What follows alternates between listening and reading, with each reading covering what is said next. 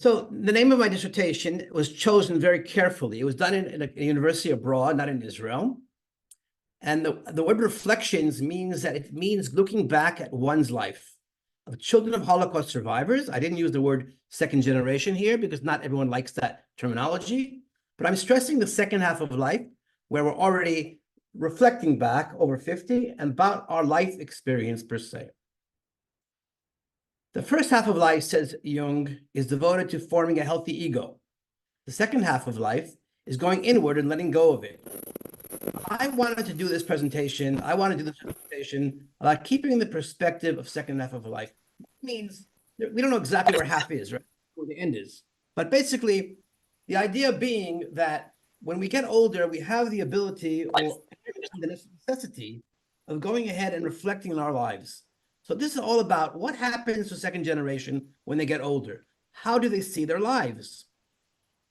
I want to first honor the survivors. We are all children of survivors.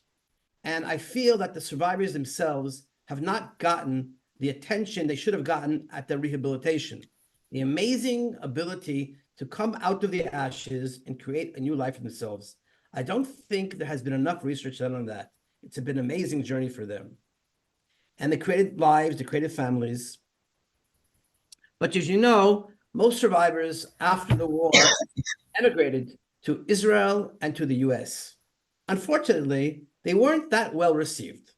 A book by Beth Cohen you might want to see on the internet called Case Closed talks about how the American Jewish population did its best to try to help the survivors, mostly around finding employment, but there was many things that were lacking there.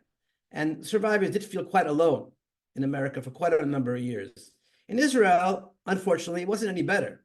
There was a very cold shoulder shown to survivors. There was reasons for that. I'll get into a bit later. But it's also very unfortunate they didn't have a very warm welcome, although they were absorbed into Israel.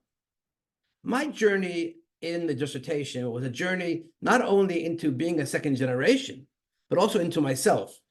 I studied at a place which had an unorthodox approach to doing a dissertation, which I could also do the academic work, but also do a reflective work of my own personal journey. It was a qualitative research, which means it wasn't about statistics, about interviewing people to understand what is a phenomenon and what do they think about it. There was also a thread in my entire dissertation about what it was doing for me. So as we went through 233 pages, I also talked a bit about my own personal journey here. A few words of generalizations here. Very important. You've got to remember, not all survivors are the same. You know, they're very different, and they come from different places. There's a huge diversity also in the second generation. The word Holocaust was not always used. In the early years, it was the word refugees, and then Holocaust or Shoah came about. The attitude towards the Holocaust has changed dramatically over the years. In the early years, it was basically the unfortunate view of sheep going to the slaughter in Israel as well. There was very little attention paid to the great survival and the great courage of their survival. That's changed. Now, as of the 80s and 90s, to be a Holocaust survivor has been quite a prestigious thing, if you may use that word. The word second generation has not also been not very popular. Some people don't like that term at all.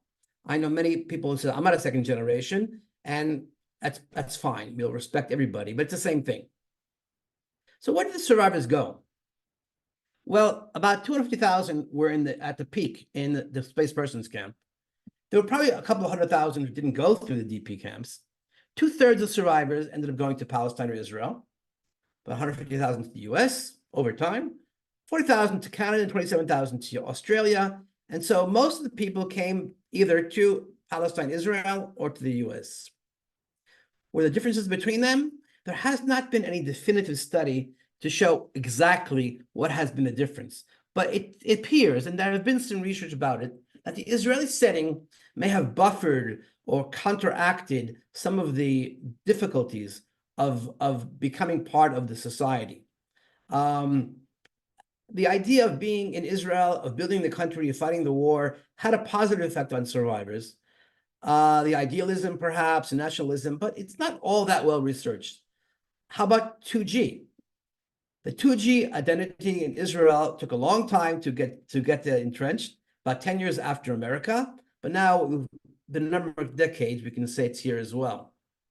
So the early days of 2G study in the 80s, there was a researcher by the name of Yael Danieli. She's still going very strong.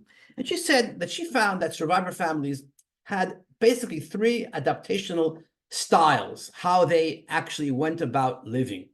Survivors now, right?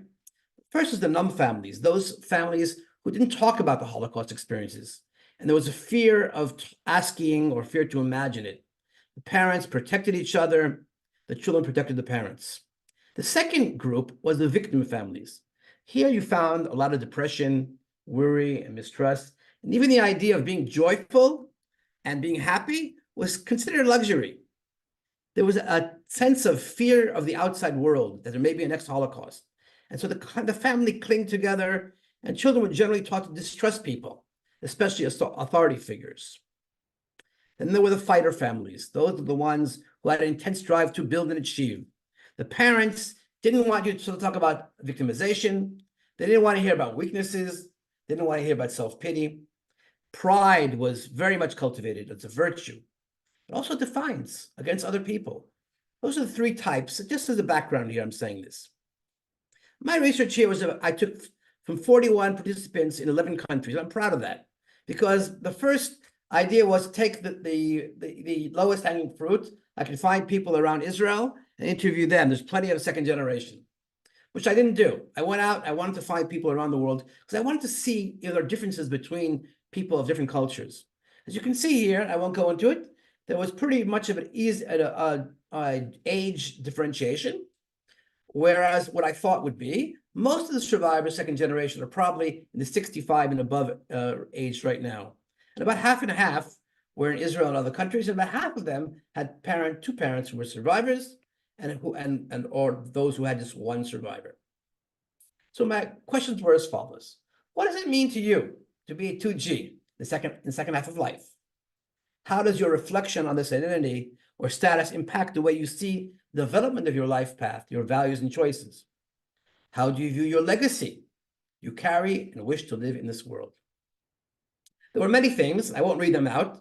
But as you can see here, I touched on the themes by questioning the main things that I thought were interesting, and they kind of got there somewhere. Some people, they were more reflective, some were less.